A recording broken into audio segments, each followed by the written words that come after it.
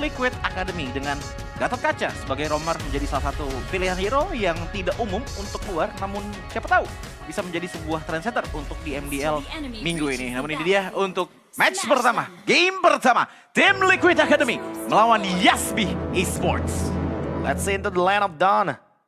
Ini adalah tim beruang melawan tim kuda nih. Beruang sih lebih galak, makanya mungkin itu alasan kenapa aku predik ya menuju ke Yasbi. Nah, biasanya beruang lebih galak dibandingkan dengan kuda. Ya, tapi kalau ngomongin kecepatan sih kuda nomor satu ya. Nomor satu. Nah, itu dia Lucian. Maka dia akan bermain dengan tempo cepat ya, karena dituntut juga nih untuk Roger Warcry. Kalau nggak dimanfaatkan akan sangat sayang sekali. Cuma kalau kita ngeliat untuk di arah early-nya ya, mid lane power dari Aurora ini damage tuh emang udah gede banget ya. Dari Crossing Breeze punya gitu loh, bahkan untuk level 4 dasar aja Freezing Glacier udah bisa ngasih sisi power yang gede banget. Tapi Emblem kita lihat. Ya sebenarnya aku pengen ngomongin soal Povius-nya dulu sih, karena di sini kehadiran dari Povius itu akan ngebuat mau nggak mau ya Yasbi akan merelakan gold lane-nya terlebih dahulu untuk tidak di ganking atau di babysit. Sementara untuk mendapatkan level yang keempat ya udah pasti nih Povius dari Chiwi pasti akan diprioritaskan lah intinya. Sehingga hal tersebut akan membuat rotasi dari Yasbi harusnya nggak fokus ke gold lane-nya dulu, dia bakal fokus ke XP lane. Makanya remain move-nya rata-rata pasti bakal ke top lane. Dari Yasbi juga mungkin harus respon cepat. Sementara kebalikannya dari tim Liquid Academy, mereka harus maksimalin nih. Ketika nantinya Nolan akan fokus ke area dari XP lane, ya mereka harus pressure terus Mikazunya.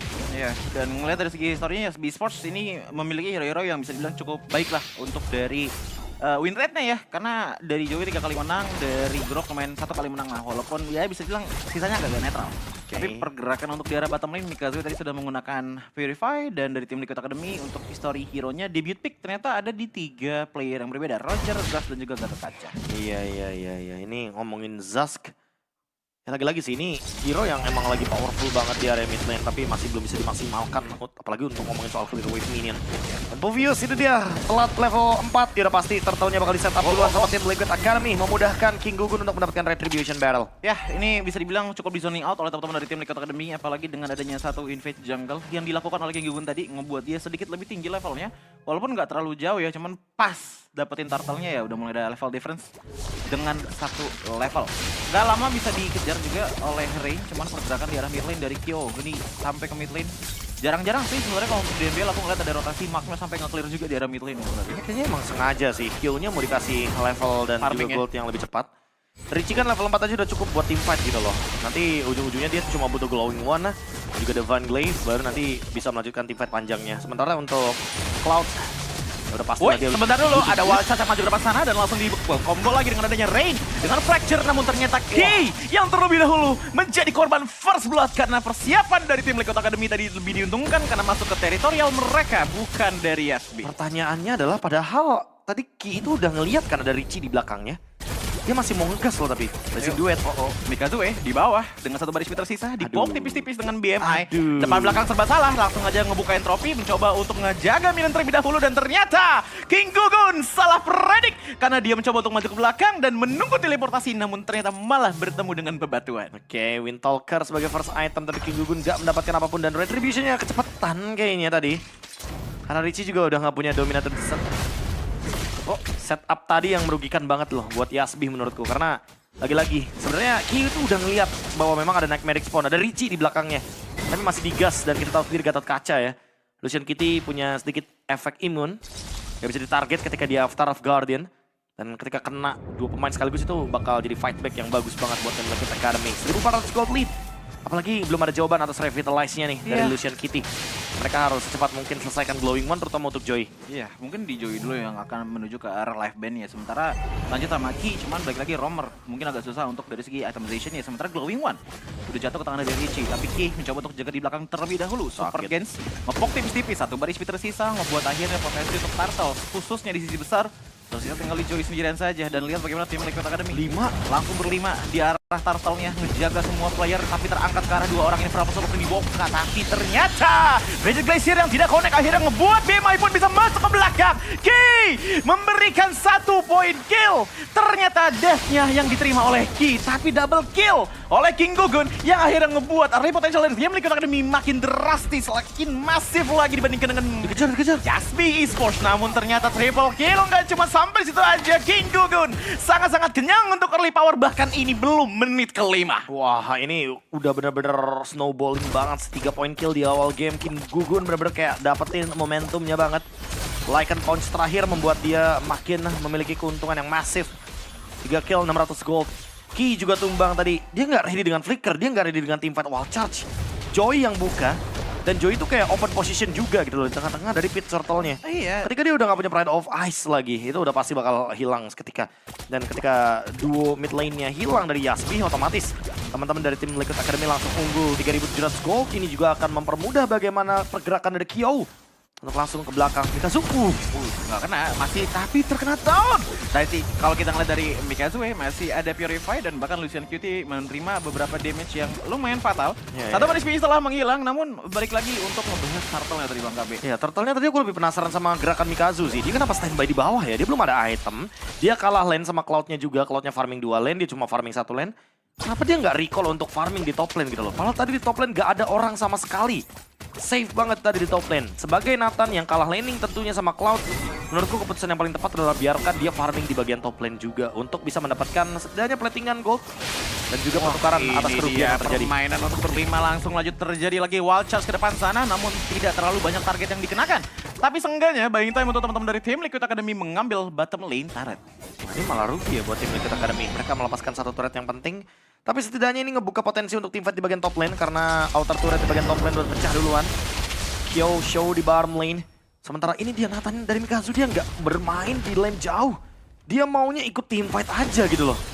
What happened dari Mikazu? Agak sedikit berbeda soalnya. Iya, dan lagi ini dia Avatar of the Guardian masuk ke belakang mencoba untuk ngejar ke arah Rain, namun ternyata Rain masih bisa mendapatkan ke arah turtle potensial, tapi penalty zone langsung terhentak ke arah 2 player sekaligus. Mega kill diamankan oleh King Gugun, mengejar ke arah beberapa player yang tersisa. Bahkan Joy tidak ada lagi Pride of Ice di dalam dirinya. Mungkin akan dikejar lagi kah? Karena ternyata ini adalah buying time juga untuk mid lane bisa dipush oleh teman-teman dari tim Liquid Academy yang lainnya. Joy pun dan juga power dari Mikazu untuk kena satu blazing duet yang cukup manis. Namun ternyata badan dari Richie di depan sana mencoba untuk melindungi Kyo, berhasil dan membuat hasil yang sangat baik dengan mid lane outer turret yang telah dihilangkan, ngebuat Joy minim safe space untuk 8 menit ke atas. Kyo-nya fat banget sih ini. Dia dapetin bottom turret, dia dapetin mid lane turret, blazing duet juga ke arah dari Mikazu. Mikazunya pun tumbang.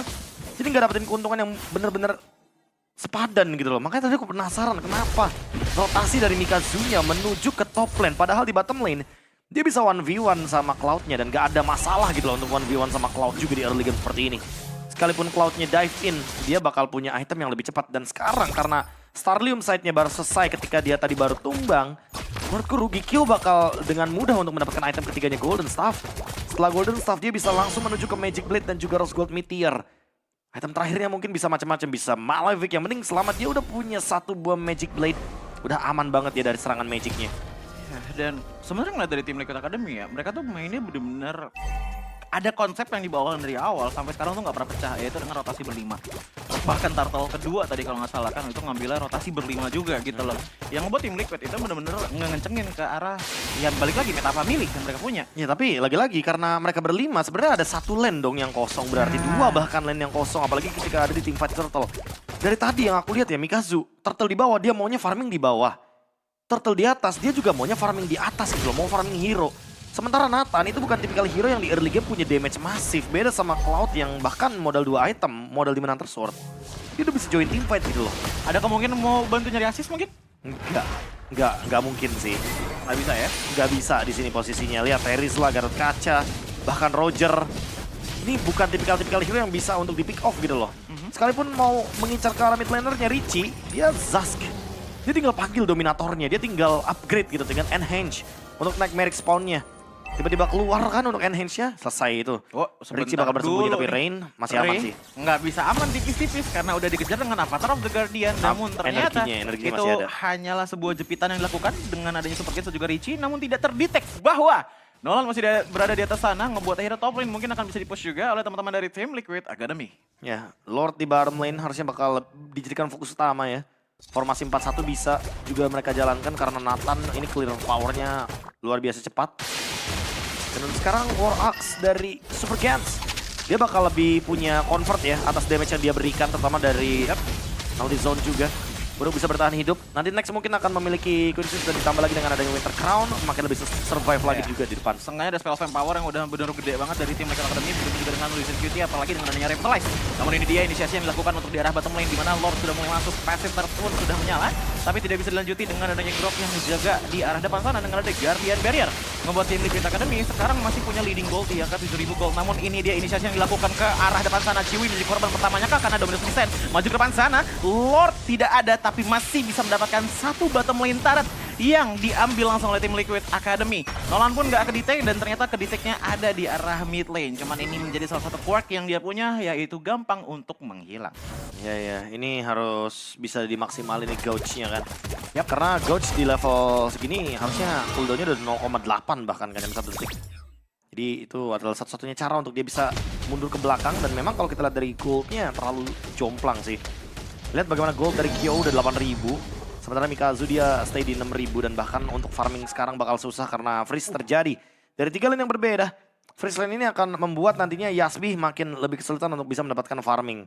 Ketika mereka farming harus keluar, apalagi yang bisa mereka makan cuma ada Super Wave Minion, otomatis pendapatannya pun akan sangat berbeda sekali karena Super Wave Minion ini kan menghasilkan gold yang berbeda juga dengan effort untuk men-take down-nya juga lebih lama lagi waktunya. Ya ini bisa dibilang resource-nya udah mulai ditutupin pelan-pelan, dan bahkan kalau kita ngeliat Ki aja baru dapetin satu item doang gitu loh, Dominion Ice and that's it gitu loh. Satu Silence Robe dan juga satu Magic Robe mungkin, dan ini kemungkinan ke arah Radiant Armor kah yang akan dikeluarkan terlebih dahulu dengan adanya Richie dan juga Lucian QT yang emang tipikalnya adalah tipikal Magic DPS. Sementara untuk kondisi di 11 menit sekarang, keadaan sepertinya tinggal menunggu time bomb aja, tinggal nungguin Lord dari tim Liquid Academy karena sekali dapat bawahnya enak banget. Cuman ini dia Pattern of the Guardian maju ke arah sana, tapi ternyata tersangkut di depan sana. Joey nggak bisa kemana-mana, passive pun menghilang, langsung saja di shutdown di tangan dari Richie-nya. Satu pick off terjadi pas banget momennya di mana Lord akan muncul. Iya, apalagi Lordnya di bagian top lane, dan emang rata-rata pasti dari tim Liquid Academy 30 detik pertama sebelum adanya Lord akan bergerak ke arah bottom lane untuk mencari satu pick off juga.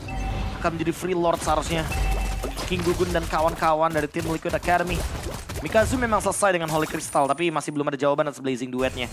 Dan Richie ini dia, Wishing Lantern, yang lagi rame nih untuk digunakan sebagai para mid laner. Biasanya item kedua abis Glowing One pasti bikin untuk Wishing Lantern biar ada detektor juga nih ketika efek butterfly-nya pun keluar gitu loh. Untuk buka rumput juga kan? Untuk buka rumput, untuk skill shot. Pokoknya kalau ada orang di dalamnya ya berarti efek butterfly-nya akan keluar seketika. Iya, dan ngelihat bagaimana rotasi dari Yasbih, mereka sepertinya udah nggak punya pilihan untuk langsung nabrak. Gak ada teman-teman dari tim Liquid Academy, maka dari itu mereka sudah menjalankan yang namanya split push, tapi di kedakinnya itu selalu sama Rain. Karena balik lagi mobilitas dia yang paling tinggi di dalam tim Yasbih Esports. Wah, pinter sih dari tim Liquid Academy-nya. Mereka standby di bagian top lane juga. Mereka nggak buru-buru untuk langsung bergerak ke area bottom lane. Karena bottom lane udah pasti menang untuk dari segi laningnya. Dan sekarang Rain jadi telat jalan untuk bisa nge-clear atau nge-cut di bagian dari top lane. Rain harus recall sekarang. Kalau nggak dia bakal terdeteksi dan teman-temannya akan kesulitan untuk melakukan defense. Tapi dia masih nggak mau recall. Lewat belakang Dia lewat belakang. Teman-temannya akan sedikit kesulitan di sini. Hanya mengandalkan Mikazu untuk bisa mendapatkan Lord-nya. Tapi ingat, ini dia Avatar of the Guardian maju lagi ke depan sana. Purify pun langsung digunakan menjadi informasi juga untuk teman-teman dari tim Liquid Academy. Tapi lihat, pergerakan di belakang sana King Gugu pun ternyata tershutdown dengan adanya Rain tidak pulang, tapi penalty zone masuk ke arah dua player sekaligus. Namun ini dia yang membuat ada base terbuka dan pada akhirnya dipush oleh tim Liquid Academy yang dimana mereka menangkan game pertama dengan cukup mulus. Cukup cepat, dan bahkan ditambah lagi dengan adanya flanking yang hanya mendapatkan King Gugun. Point kill ternyata targetnya, bukan menuju ke arah dari objektif.